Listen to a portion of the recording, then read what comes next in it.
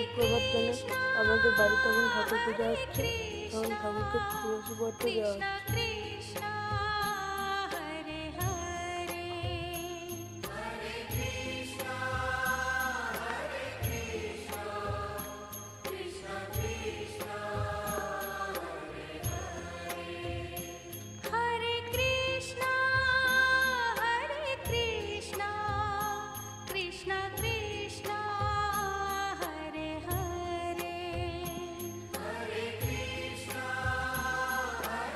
বন্ধুরা, এখন আমার গোবিন্দকে এখানে ফুল অর্পণ করা হচ্ছে।